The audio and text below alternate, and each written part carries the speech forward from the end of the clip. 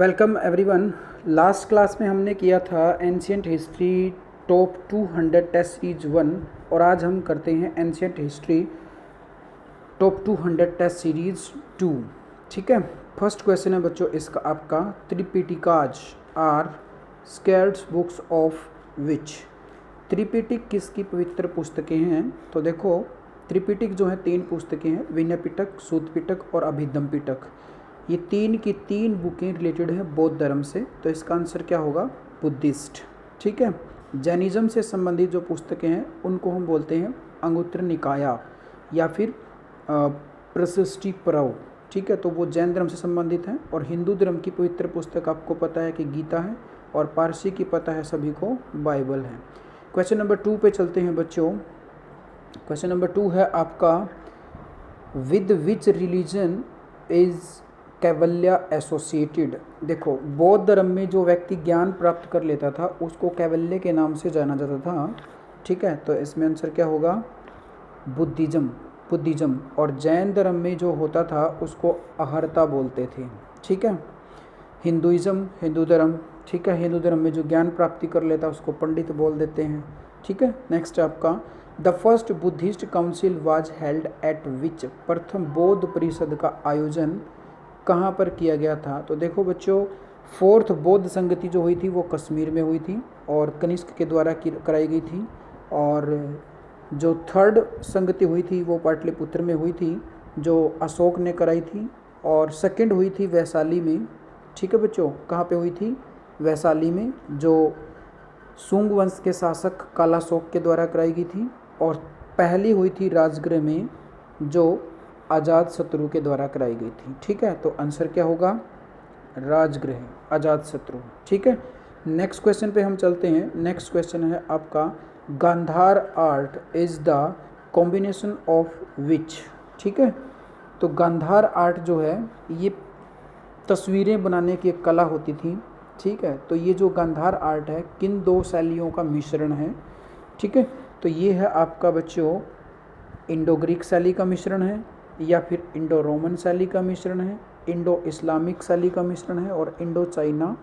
देखो जब कनिष्क आएगा तो कनिष्क जो है यानी कि कुषाण वंश जो है वो आपका चाइना से आने वाला है, इसलिए इंडो चाइना बाद में आता है। और जो चंद्रगुप्त मौर्य था उसके शासनकाल में कुछ ग्रीक शासक जो है भारत में आए थे जिसका नाम सेल्यूकस निकेटर है, तो सबसे पहले इसका आंसर होगा इंडो ग्रीक। ठीक है बच्चों, तो इंडो ग्रीक जो है चाइना वालों से, कुषाण वंश से पहले आया है, और इस्लामिक जो वंश है वो कुषाण के बाद में आया है। क्लियर? ठीक है, इन दोनों के बीच में जो रहा है ये ब्रिटिश का रहा है, सॉरी इन सब के बाद में जो रहा है ब्रिटिश का रहा है इंडो रोमन। ठीक है, इंडो से मतलब है इंडिया का। क्वेश्चन नंबर 5 चलते हैं। ठीक है, Chalukya temple, Jain temple at Dilwara are situated in which state. Dilwara जो है एक जगह है राजस्थान में जहाँ पर चालुक्य शासकों ने एक मंदिर बनवाया है जो जैन धर्म का पूरे विश्व में सबसे बड़ा मंदिर है, दिलवाड़ा का जैन मंदिर। और ये जो है राजस्थान के फेमस सिटी माउंट आबू में पड़ता है, तो ये है आपका राजस्थान, इसका आंसर रहेगा। ठीक है, गुप्त काल के जो अधिकतर मंदिर हैं, गुप्त राजाओं के अधिकतर मंदिर हैं वो आपको मध्य प्रदेश, उत्तर प्रदेश में मिलेंगे। मध्य प्रदेश और उत्तर प्रदेश में मिलेंगे, या फिर मध्य प्रदेश से जो बने हुए जो राज्य हैं हमारा छत्तीसगढ़ है उसमें पाए जाएंगे। क्वेश्चन नंबर 6 पे हम चलते हैं।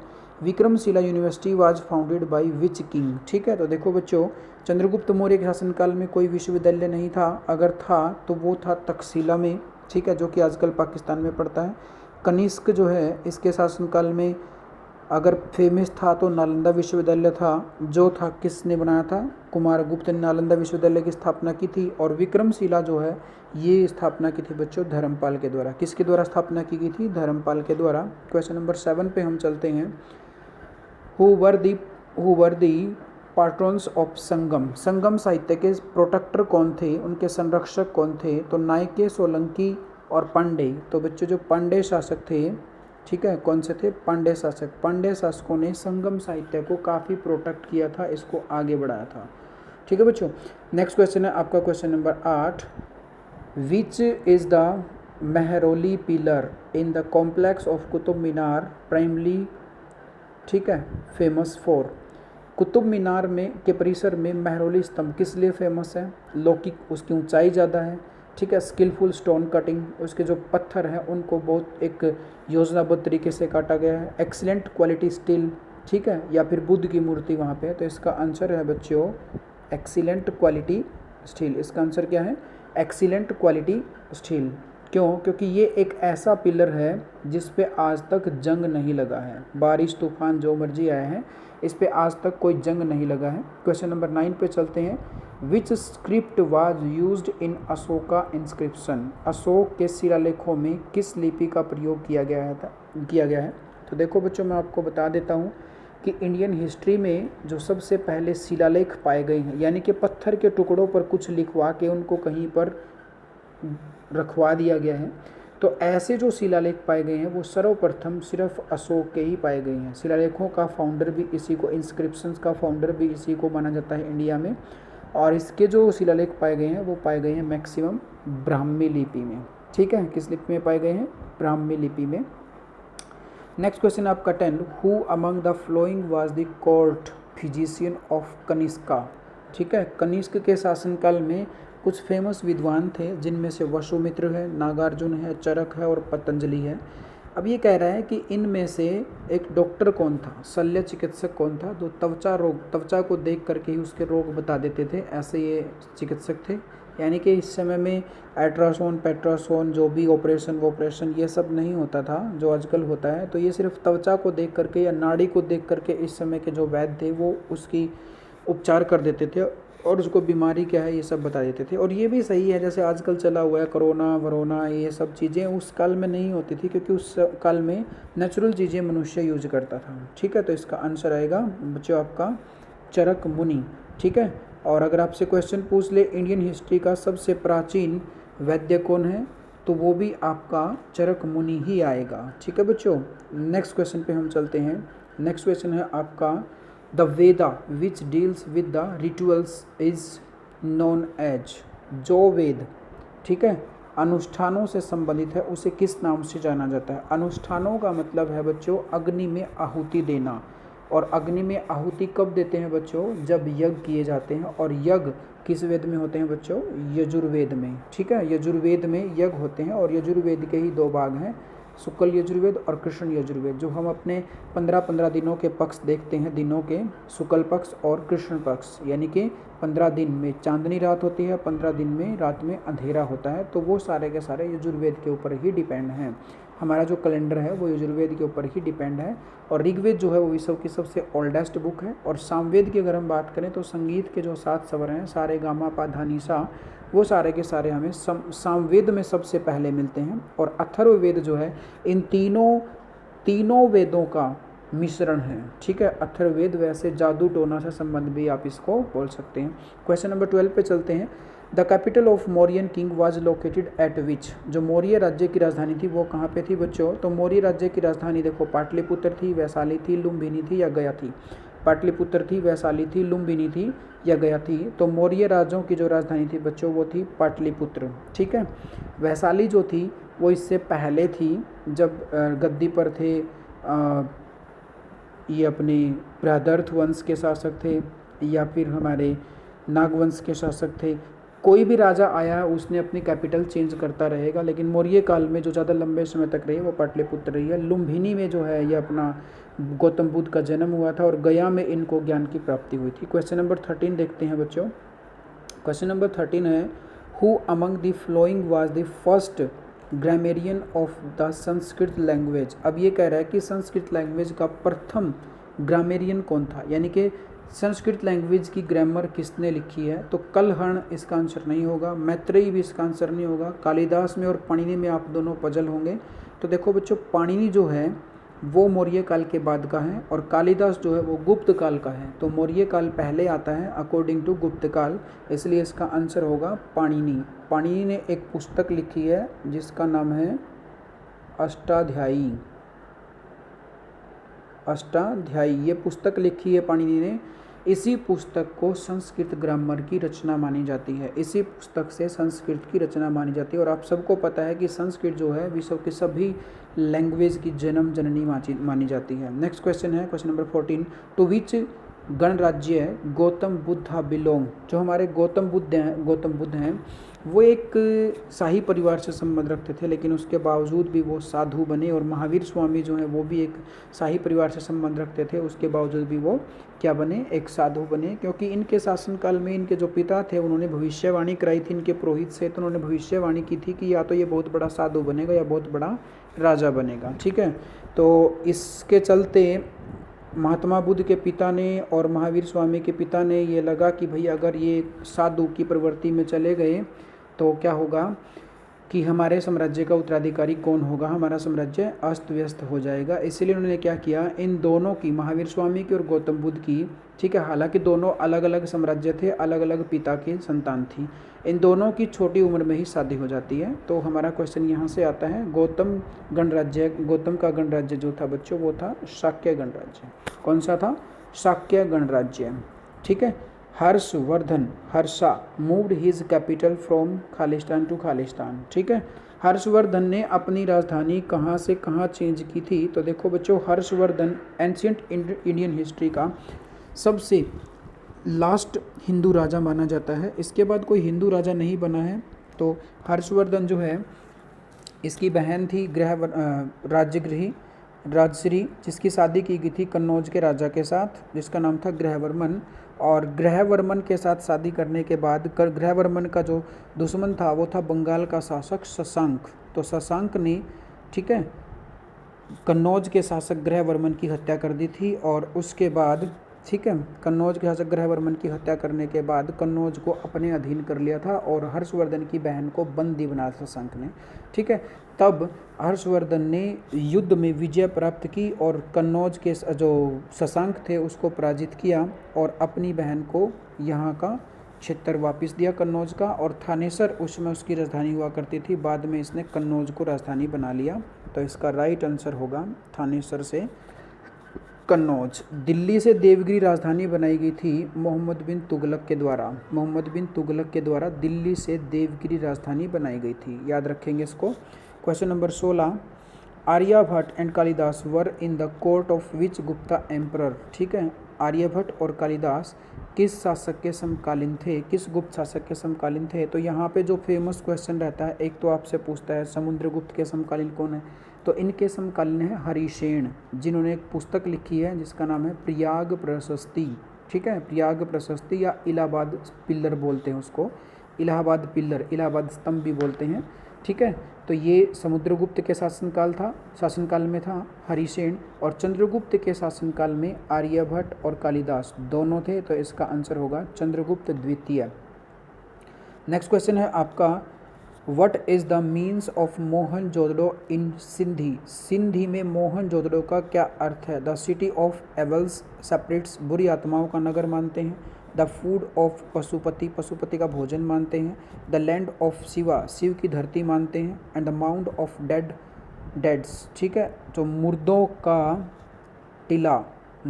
टीला, इसका आंसर होगा आपका मुर्दों का टीला। ठीक है, मोहनजोदड़ो को मुर्दों का टीला कहा जाता था। क्वेश्चन नंबर 18 को हम देखते हैं। Buddha gave his first sermon at the deer park in where. Buddha ने अपना पहला प्रवचन या अपना पहला ज्ञान या अपना पहला उपदेश डियर पार्क में कहाँ दिया था। तो डियर पार्क पड़ता है ये सारनाथ में। कहाँ पड़ता है बच्चों, सारनाथ में। ठीक है, सारनाथ में इसने ये दिया था। और लुम्बिनी में इसका जन्म हुआ था, आपको मैंने पहले भी बताया है। और सांची में बौद्ध स्तूप है। ठीक है, मगध जो है ये मौर्य वंश का फेमस राजा होता था और मौर्य वंश का फेमस साम्राज्य था। बाकी सारे राजाओं का साम्राज्य रहा है मगध पर। नेक्स्ट है, the language from which the terms India is derived. ऐसी लैंग्वेज कौन सी है जहाँ से भारत शब्द लिया गया है। तो संस्कृत नहीं है, तो ऐसी लैंग्वेज है ग्रीक, जहाँ से इंडिया शब्द को लिया गया है। ठीक है, ग्रीक लैंग्वेज से इंडिया शब्द को लिया गया है। Which of the following Vedas deal with magic spell and which craft. कौन सा वेद जो है जादू टोना और भूत प्रेत से संबंधित है। तो बच्चों इसका आंसर है अथर्ववेद। कौन सा वेद है, अथर्ववेद जादू टोना और से संबंधित है। ऋग्वेद जो है सबसे प्राचीन पुस्तक है, साहित्य से संबंधित है। सामवेद जो है संगीत से संबंधित है। और यजुर्वेद आपको मैंने बता ही दिया था कि यजुर्वेद आपका किससे संबंधित है। यजुर्वेद आपका संबंधित है यज्ञ, पूजा पाठ इत्यादि से। ठीक है, who is known as Napoleon of India. Bharat का नेपोलियन किसे कहा जाता है? तो भारत का नेपोलियन कहा जाता है समुद्रगुप्त को। ऐसा माना जाता है कि समुद्रगुप्त ने सॉरी समुद्रगुप्त ने उत्तर भारत के 9 राजाओं को और दक्षिण भारत के 12 राजाओं को कंटिन्यू हराया है। तो समुद्रगुप्त को माना जाता है भारत का नेपोलियन। और श्रीगुप्त है गुप्त वंश के संस्थापक। और कुमार गुप्त जो है, इन्होंने विश्व की पहली यूनिवर्सिटी, ठीक है, किसका क्या नाम है? नालंदा, ठीक है, नालंदा यूनिवर्सिटी की स्थापना कराई थी। क्लियर? भारत की, सॉरी विश्व की नहीं, भारत की पहली यूनिवर्सिटी नालंदा की स्थापना कराई थी बिहार के बड़गांव में। नेक्स्ट क्वेश्चन पे हम चलते हैं। In the Gupta period the largest number of coins were issued. गुप्त काल में सिक्कों की सबसे बड़ी संख्या में जारी किए गए थे। यानी कि गुप्त काल में सर्वाधिक सिक्के किस धातु के होते थे? तो चंद्रगुप्त प्रथम ने सर्वप्रथम शुरू किया था चांदी का सिक्का, और ठीक है, शीशे का सिक्का और लोहे का सिक्का गुप्त काल में फेमस नहीं था। तो गुप्त काल में मैक्सिमम जो सिक्के आए थे बच्चों, मैक्सिमम सिक्के बने थे गोल्ड के। गुप्त काल के सर्वाधिक सिक्के पाए जाते हैं सोने के। और अगर आपसे क्वेश्चन पूछ ले, भारत में सबसे पहले सोने का सिक्का जो शुरू किया था वो किसने किया था? वो शुरू किया था बच्चों यूनानियों के द्वारा, यूनानियों के द्वारा, ग्रीक के द्वारा बोलते हैं, ठीक है। इसके बाद आपसे क्वेश्चन पूछ ले, शुद्ध सोने का सिक्का भारत में किसने शुरू किया था? तो ये शुरू किया था बच्चों कुषाण वंश के शासकों के द्वारा। कुषाण वंश के शासक थे जिनका नाम था विम कड़फिसिज, जो कनिष्क के पिता थे। उन्होंने भारत में शुद्ध सोने का सिक्का शुरू किया था। और अगर आपसे क्वेश्चन पूछ लें, सर्वाधिक सिक्के गुप्त काल में किसके हैं? गोल्ड के। और वैसे मैक्सिमम गोल्ड के सिक्के किसने शुरू किए हैं? तो ये आएगा मुगल वंश में, ठीक है। जब हम बाबर से लेकर के औरंगजेब तक पढ़ेंगे तो सर्वाधिक सिक्के गोल्ड के वहाँ पर आए हैं, और सबसे बड़ी वैल्यू भी उन्हीं की होती थी। तो नेक्स्ट क्वेश्चन पे हम चलते हैं। The tax which the king use to collect from the people in the Vedic period was called. वैदिक काल में राजाओं के द्वारा वसूला जाने वाला कर कौन सा होता था बच्चों? तो वैदिक काल में देखो 2 ही प्रकार के कर होते थे। एक होता था भार, ठीक है, जो पब्लिक के ऊपर राजा का भार मानते थे, और एक होता था बलि, जिसको पब्लिक अपनी इच्छा अनुसार देती थी, ठीक है। तो ये आंसर है आपका इसमें बलि। क्लियर? नेक्स्ट क्वेश्चन है आपका, Buddha died at where. Buddha की मृत्यु कहाँ पे हुई थी बच्चों? तो सारनाथ में बुद्ध ने अपना पहला जो है उपदेश दिया था। पाटलिपुत्र बुद्ध से संबंधित नहीं है। वैशाली भी जो है बुद्ध से संबंधित नहीं है। वैशाली जैन धर्म से संबंधित ज़्यादा रहेगा। तो कुशीनगर में इसकी मृत्यु हुई थी। कहाँ पे हुई थी बच्चों? कुशीनगर में, ठीक है। Where is great stupa of Sanchi. Sanchi का जो स्तूप है ये कहाँ पर स्थापित है? तो बहुत सारे बच्चे पजल हो जाते हैं। तो सांची का स्तूप जो है वो मध्य प्रदेश में है। कहाँ पर है बच्चों? मध्य प्रदेश में। नेक्स्ट क्वेश्चन है, Harappa is situated on the bank of which river. Harappa किस नदी के तट पर स्थापित है बच्चों? हड़प्पा जो है बच्चों ये है रावी नदी के किनारे पर स्थापित है। किस नदी के किनारे पर? रावी नदी के किनारे पर। रावी का प्राचीन नाम क्या है बच्चों? रावी का प्राचीन नाम है पुरुषणी नदी, ठीक है। वैसे ही व्यास का प्राचीन नाम क्या है? विपाशा। सिंधु का प्राचीन नाम क्या है? सिंधु। और गंगा का प्राचीन नाम क्या है? गंगा, ठीक है। Who was the Chola king who bought Ganga from north to south. उत्तर से, यानी कि उत्तराखंड से निकलती है गंगा, ठीक है, और उत्तर से दक्षिण तक गंगा को लाने वाला चोल राजा कौन था? तो ये थे बच्चे राजेंद्र चोल। कौन थे? राजेंद्र चोल, ठीक है। नेक्स्ट क्वेश्चन पे हम चलते हैं। What was Chandragupta second also known as. Chandragupta द्वितीय जो है उसको अन्य किस नाम से और जाना जाता है? तो चंद्रगुप्त द्वितीय also known as Vikramaditya. Chandragupta जो है भारतीय इतिहास के सबसे अंतिम विक्रमादित्य माने जाते हैं। क्लियर बच्चों? सबसे अंतिम विक्रमादित्य माने जाते हैं एंशिएंट हिस्ट्री में, ठीक है। और नेपोलियन समुद्रगुप्त को बोलते हैं, आप सभी को पता है। Where were the Chola king ruling over. Chola शासक कहाँ शासन करते थे? तो जो चोल शासकों का साम्राज्य था वो तमिलनाडु पे था। कहाँ पे था? तमिलनाडु पे। Who used metal coins at first. सर्वप्रथम धातु के सिक्के किसने प्रयोग किए थे? तो देखो धातु हड़प्पा काल में प्रचलित नहीं थी। लेटर वैदिक पीरियड में भी धातु प्रचलित नहीं थी। तो सबसे पहले जो धातु के सिक्के शुरू किए थे वो किए थे बुद्ध ईरामी, ठीक है। बुद्ध युग में सबसे पहले धातु के सिक्के शुरू हुए थे, ठीक है बच्चों। तो आज की क्लास में हमने सुपर 30 क्वेश्चन किए हैं। ये आपके एग्जाम में बार बार आते हैं। सभी बच्चे इनको ध्यान से देखें और अप्लाई करें एग्जाम में। आई होप कि यहाँ से जो भी क्वेश्चन आएगा आप उसको क्रैक कर दो। Thank you.